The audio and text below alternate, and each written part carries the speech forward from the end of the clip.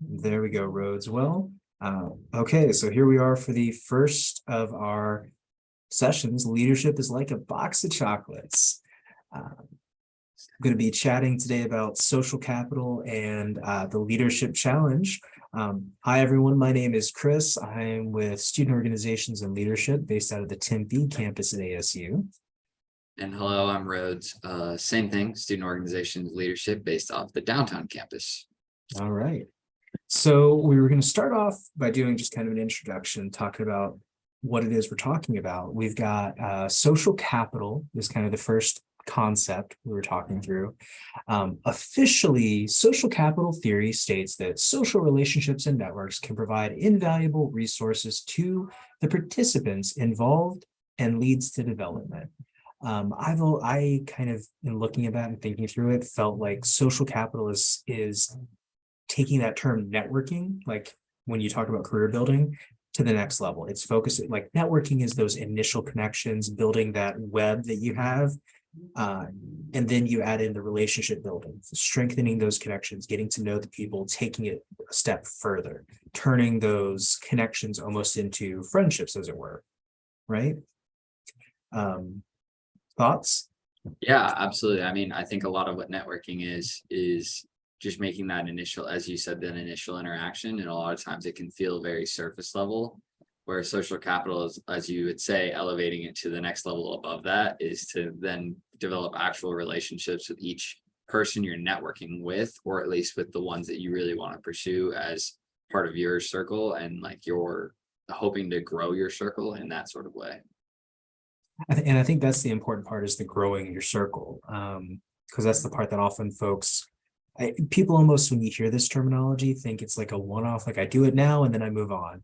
And it really feels like that's like, if you want it to be something useful, that's not the case, which kind of ties us into the three aspects, the three types of social capital: bonding, bridging, and linking. So bonding, the official definition I have is bonding, a relationship that is formed between homogeneous groups of people. For example, people with the same task. It might be things like people that are the same age or have the same hobbies, same sports teams they support, that sort of a thing. It might be a colleague you've worked with for years and have developed a relationship with, or somebody that you've sat next to at football games for decades and have a relationship with over that bonding experience. But it's kind of that idea of someone you have the direct connection with, kind of that deeper relationship, right? That deeper friendship that's developed. Right. The bonding is something that as develops over time and almost feels more natural when it comes to like social capital, or even that it's probably the easier step in that networking is it's someone that you have this relationship with because there is a mutual interest. Right. And then that kind of leads us, I guess, into the other two types, bridging and linking. And I mentioned these two together because they're kind of not necessarily opposite sides of the same coin, but different directions of building social capital, right?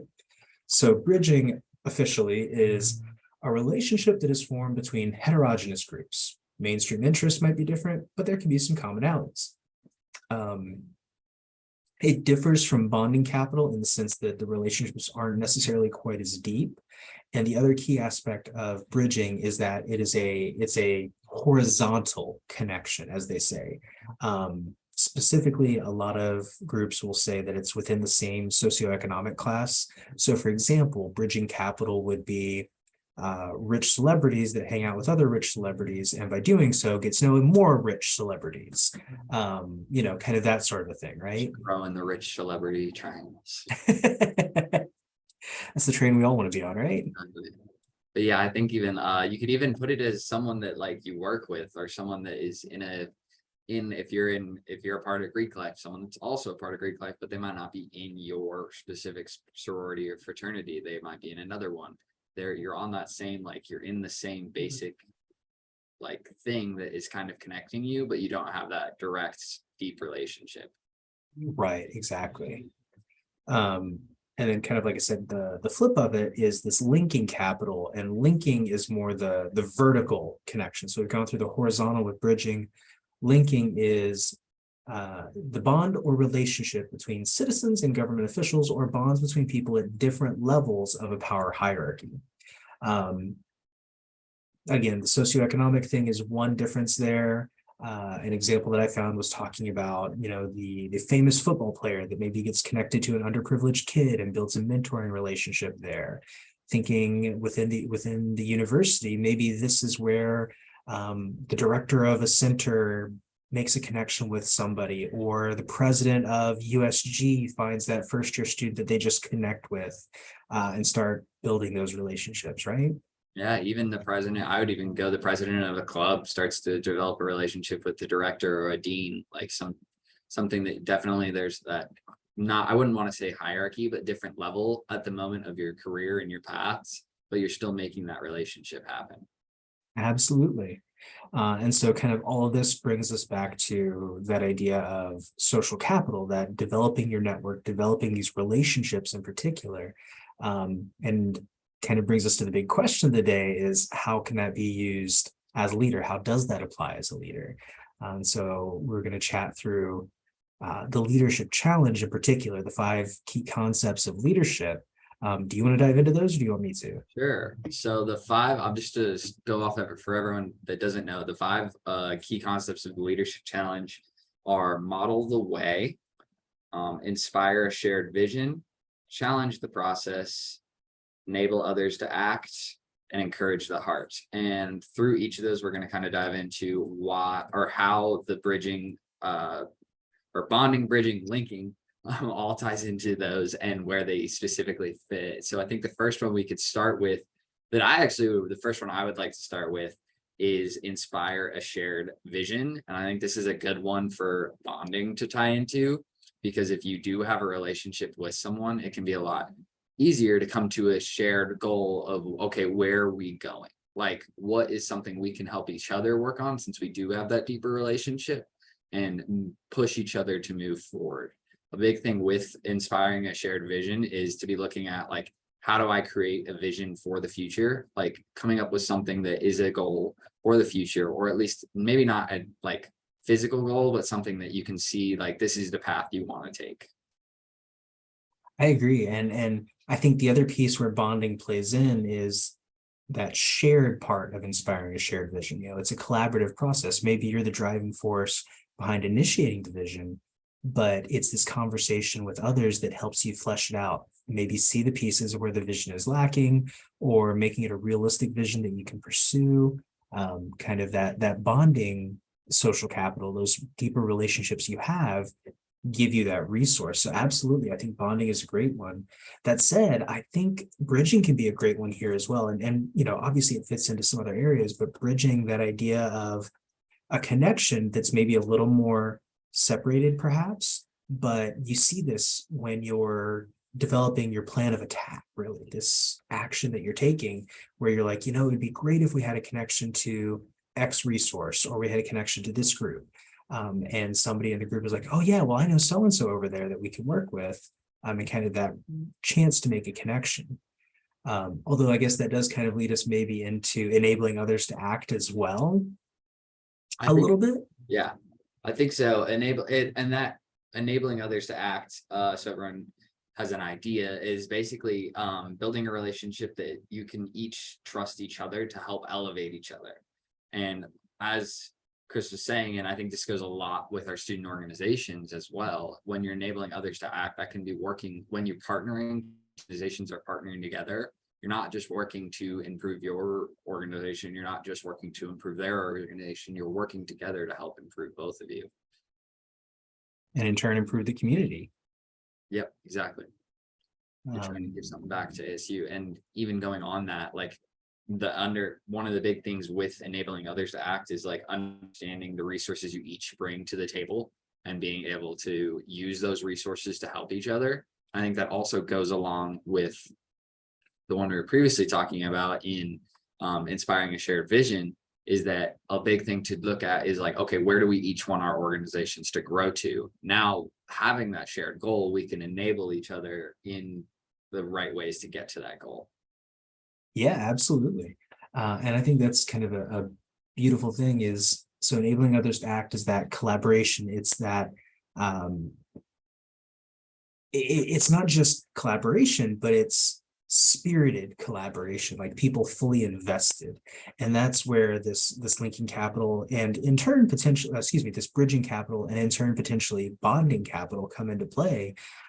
Because obviously if it's a topic you're passionate about, you're going to be excited. If it's an aspect or an item or an activity or an event or whatever it is that the group's working on, if you're passionate about it, you're going to be more engaged. But in turn, if you've got some other connection to it, if this is X, Y, or Z group, it's much easier to build that passion to connect with folks. And so that spirited ability to enable others to act, I think, is definitely important. I agree.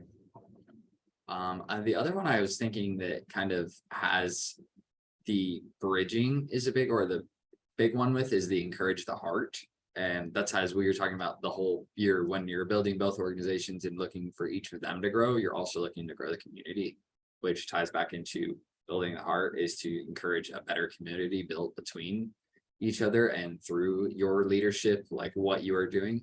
And I think a lot of that, it can tie into bridging, because while you don't have a deep relationship, you can celebrate the success of each other and how you're each helping the community. So that, and then through that, you can start bonding and create a deeper relationship. I like that. I actually connected linking capital with encouraging the heart more. And I think, so a phrase I came up with when I was looking at encouraging the heart was the idea of sharing the rewards with others. Like encouraging the heart is recognizing the work the team is doing and that sort of a thing, right? And so one of the phrases that came up was the idea that the team members share in the rewards of their efforts. And I think that can be an important piece with linking capital, because linking capital is typically associated with these differentiated levels, whatever it may be. Right. Not that I'm disagreeing with anything you said. I think they're No, absolutely bonding honestly, and I bridging think tie that's in. super point on as well, because one of the big things with encouraging the heart is to make sure you're celebrating small victories as well as big victories. So if you are running an organization X, Y, or Z, it's understanding that when people in your organization that maybe aren't officers are doing a great job, or your first undergraduate freshman has like their first big idea or their first tabling event, you're celebrating that. You're showing them like, hey, you did it. And that doesn't even have to be like throwing them a party. That can be as simple as, wow, you did a good job. Like, thank you for doing that. You know. Well, and that actually raises something that I just thought of that I think you actually highlighted when we first mentioned all of these, but that idea of bonding, bridging, and linking, do they almost potentially lead into one another? I think the phrase you talked about earlier with linking is they're not at the same level, maybe in careers right now. But is there a point where potentially what is linking social capital becomes bridging social capital, becomes bonding, or linking becomes bonding, or something like that? Right. I mean, you see it all the time when it happens. They have like, I know our current president of the club used to be just a member of the club, and then now they have an alumni event where all the presidents come back together. Now they're on the same level. They're both presidents of the club. So what started out as a linking relationship can now turn into a bridging or even a bonding relationship from having that same, keeping that connection and then watching it grow. Absolutely. So I guess, does that then tie in with like all three? Does that tie into that idea of model the way a bit? That's exactly where I was going next. That's funny. That's because yes, if you are the one in the linking relationship that maybe is currently on the higher level, or even if you're on the other side, you're modeling, both of them are setting the way for future generations to come, or I guess not generations, but people to come. Yeah.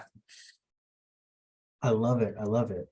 And so now the curious part, because everything we've talked about so far is collaboration, working together, building connections, that sort of a thing. The one piece of the challenge we haven't talked about yet is challenge the process. Correct. I mean, it's weird. It's like we work for Student Connection. That's a fair point.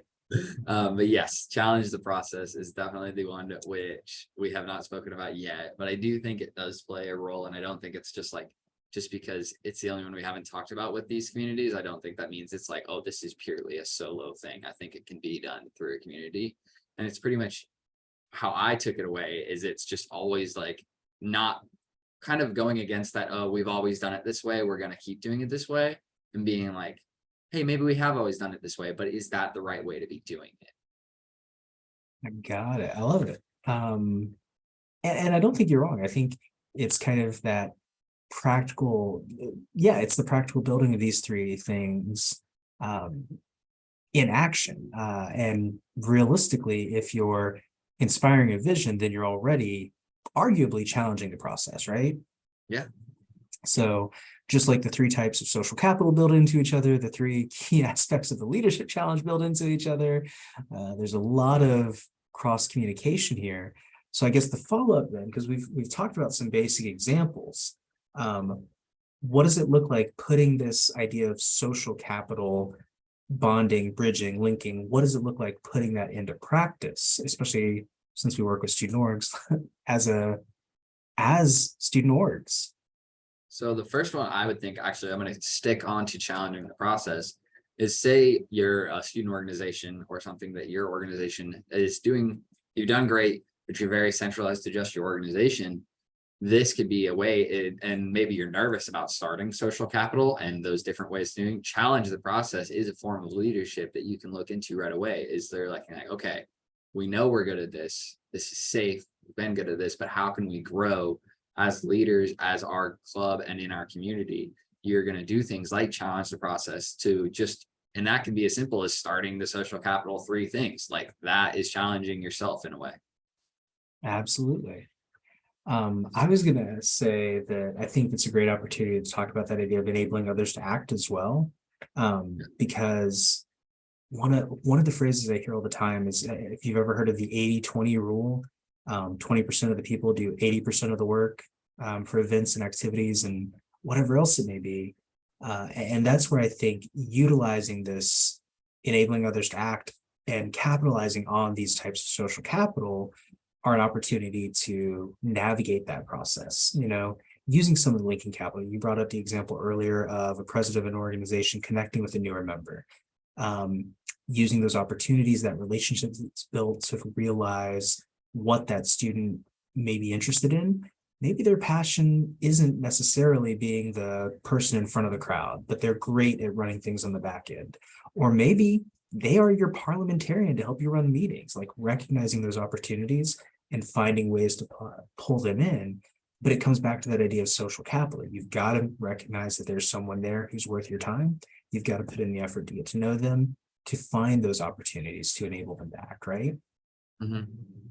And yeah, and then with the enabling others, I think it can go as far as to just, this is a good one I like to always talk about, but delegating the tasks in your organization. If you do feel like the 80-20 is being applied and you're like, wow, this is just seems to be how our organization's operating, what are ways we can grow everyone else in the organization, kind of find a new way to look at this, is taking something from the leadership challenge and start enabling others, like start maybe being like, okay, I know you have an interest in administration work. I'm going to have you run our Sun Devil Sync page. And I'm just going to that's handed off to you. If you have questions, obviously you can come to me and ask, but we're going to let you take it and run with it. And then if you know someone that's really interested in PR or marketing, let them handle the social media aspect of it. Just kind of finding, as you were saying, making those connections so you can figure out what people fit best in, and then challenging them, giving them those tasks. So here's a fun one, kind of flipping this on its head a bit, the idea of social capital. Can you see how social capital might be applicable to, because another important part of managing and running an organization is drawing in new members, making sure you still have a presence on campus. Can you see how social capital could fit in with that idea of recruitment and retention? 100%. I mean, absolutely. I wouldn't go, and if you disagree with this, please let me know. I wouldn't go as much with the linking on it, but I absolutely think with the bridging and bonding, if you're trying to grow your organization, is finding those commonalities, and it doesn't have to be a deep relationship. It can be something very neutral that you just have a couple things in common. Like, hey, you and I are both Chicago Bulls fans. You should maybe look into just kind of finding that basic connection that can kind of get things started, get the ball rolling. Or if you have someone that isn't in your organization that you have a great relationship with, you have a lot in common, you're like, why don't you join our organization? Like, we already have a lot in common. It's just going to add another step and help us as we now go back to find a future vision, kind of look to the future. So yes, and if you think the linking can apply as well, please speak out. I'd love to hear it. Yeah. I think the linking can apply. I think it's a bit more of a niche kind of moment where that one would apply. But it still comes back to kind of that mentoring relationship where it would apply, I'd say.